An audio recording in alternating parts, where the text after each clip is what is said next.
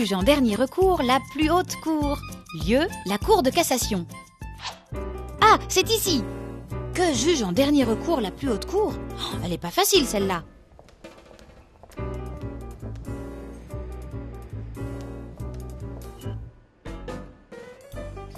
Alors monsieur, c'est quoi la cour de cassation?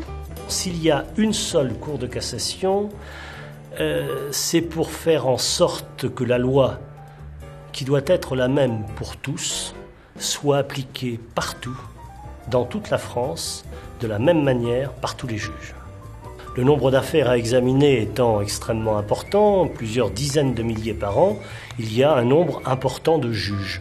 Et comme ils ne peuvent pas se réunir ensemble constamment pour connaître de toutes les affaires, on les a divisés en quelque sorte en groupes de travail. Ces groupes de travail, on les appelle des chambres. Il y a 6 chambres, 3 chambres civiles, première, deuxième et troisième, une chambre commerciale, une chambre sociale et une chambre criminelle. Mais qui peut saisir la cour de cassation?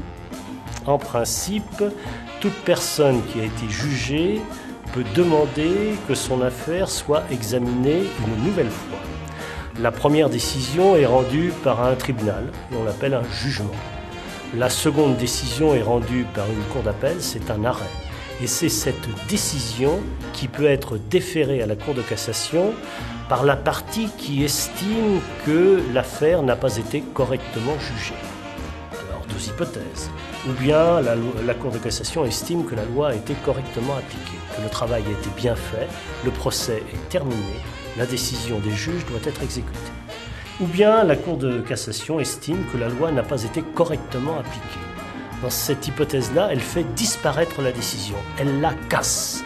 Et elle renvoie l'affaire devant d'autres juges pour que ces juges, totalement indépendants de la Cour de cassation, puissent à nouveau l'examiner, mais en quelque sorte avec un mode d'emploi, en indiquant aux juges comment la loi, selon la Cour de cassation, doit être appliquée. C'est très clair, j'ai tout compris. Dans n'importe quelle affaire civile ou pénale, il y a souvent plusieurs étapes. Un tribunal juge l'affaire.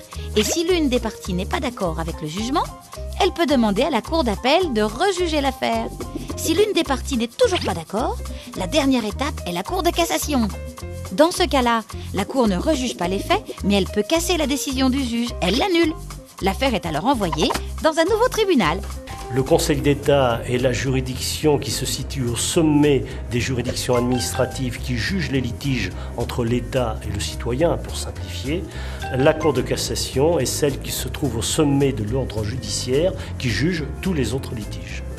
Tout ce qui concerne le citoyen, tous les procès entre citoyens qui opposent un citoyen à un autre citoyen, à une entreprise, tout ce qui n'oppose pas le citoyen à l'État est de la compétence du juge judiciaire, aussi bien en matière civile qu'en matière commerciale, qu'en matière sociale.